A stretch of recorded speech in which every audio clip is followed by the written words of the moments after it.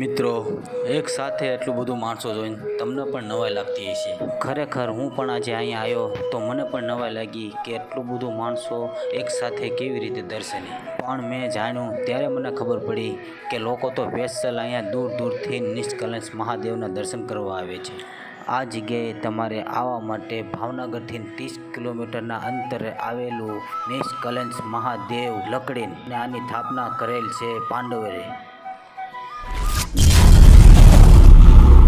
Hello મિત્રો, તો કેમ બધા મજામાં છો? તો મિત્રો મજામાં ન હોય તો મજામાં આવી જશો મારો બ્લોગ જોઈન. તો મિત્રો મારો બ્લોગ તમને ગમે તો લાઈક કરજો, સબસ્ક્રાઈબ કરજો, નોટિફિકેશન ઓન કરી દેજો. તો મિત્રો આજે ઋષિ પાસેમાં આપણે લકડીને આવેલા છીએ.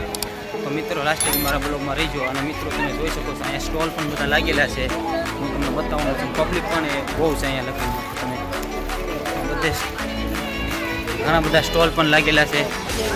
પબ્લિક પણ ઘણું છે, જોઈ શકો છો તમે.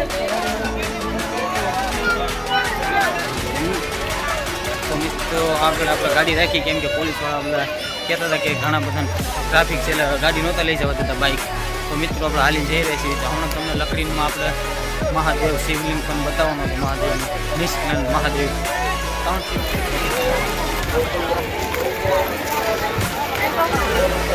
તો મિત્રો તમે જોઈ શકો છો અહીંયા સ્ટોલ પણ એટલા બધા લાગેલા, પબ્લિક પણ ઘણું બધું છે. તો મિત્રો લાસ્ટ લગી મારા બ્લોગમાં રહીજો. તો મિત્રો અત્યારે આપણે દરિયા પહોંચવા આવ્યા છીએ અને સ્ટોલ જોઈ શકો છો. અને દરિયા નજીક જ લાગેલી છે અને પબ્લિક પણ તમે જોઈ શકો છો.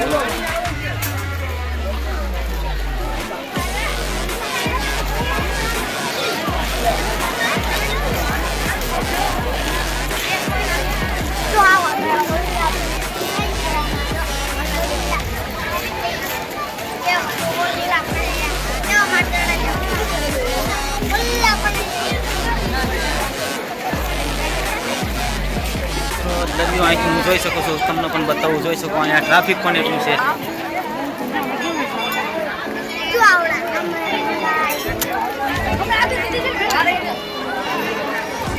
તો મિત્રો સામે ધજા દેખાય, ધજાએ આપણે જવાનું છે. ત્યાં શંકર ભગવાન છે આપણે. તો મિત્રો ત્યાં પબ્લિક તમે જોઈ શકો છો.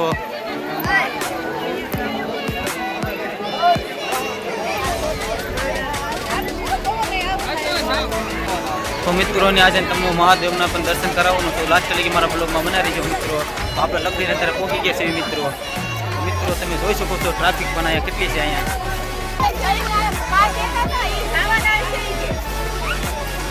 અને દરિયાનો પણ નજારો તમે જોઈ લો.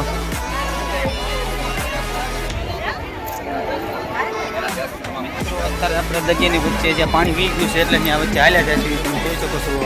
મિત્રો અહીંયા પણ તમે પબ્લિક પણ છો. આ બધું પાછું વળી ગયું છે અને આ બધું અહીં પર જવાવાળું પબ્લિક છે. તો અમે પણ જઈ રહ્યા છીએ ત્યાં આપણે મહાદેવના દર્શન કરવા. તો મિત્રો મારા બ્લોગમાં બનાવી દેજો. તમને મહાદેવના દર્શન પણ કરાવવાનો છું. કમેન્ટમાં જય મહાદેવ લખી નાખ્યો. મિત્રો મારો બ્લોગ તમને ગમે તો લાઈક કમેન્ટ સબસ્ક્રાઈબ કરજો મિત્રો.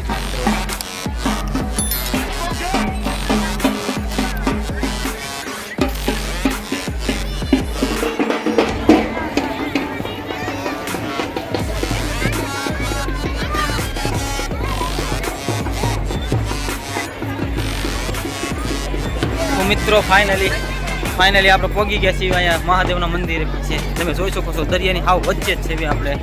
અને અહીંયા આપણે મહાદેવનું મંદિર જોઈ શકો છો. તો મિત્રો હું તમને દર્શન પણ કરાવવાનો છું. તો લાસ્ટ સુધી મારા બ્લોગમાં બનાવી ગયો.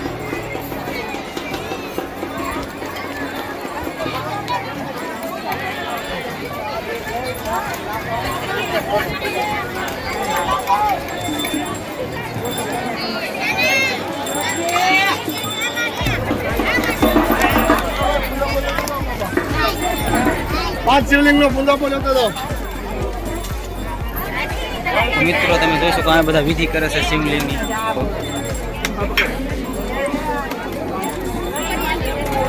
દર્શન પણ કરી લેજો મિત્રો.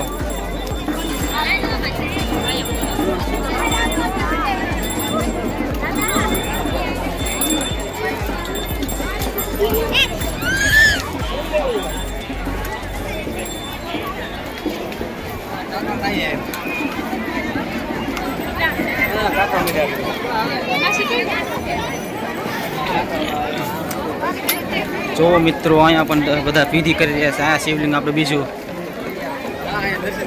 પબ્લિક પણ તમે જોઈ મિત્રો, જોવાને બધા વિધિ કરી રહ્યા છે.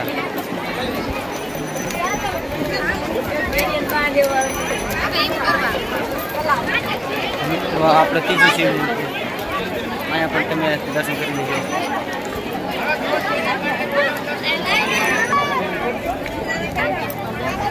હા જા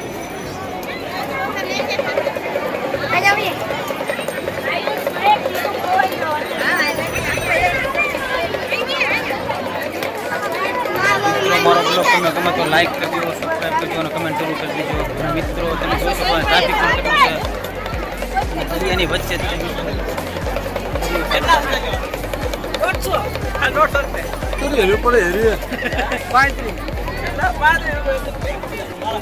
મિત્રો અત્યારે આપણે દર્શન કરી લીધા છે મહાદેવના પાસે, તમે જોઈ શકો છો. તો મિત્રો આ બાજુ છે બેડ આવી રહી છે, તો બધા નાવા પણ ગયેલા છે, તમે જોઈ શકો છો.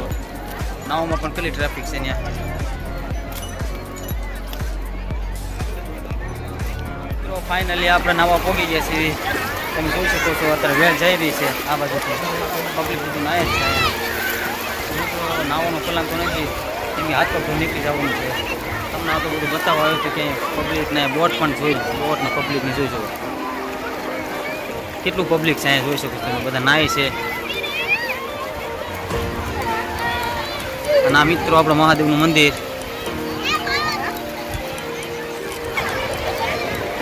લાસ્ટ લગી મારા બ્લોગમાં રહેજો મિત્રો, અને આવા નવા વિડીયો હું લાવતો રહીશ. તો મિત્રો મારે સબસ્ક્રાઈબ કરી લેજો, લાઈક કરજો અને કમેન્ટ જરૂર કરી લેજો મિત્રો.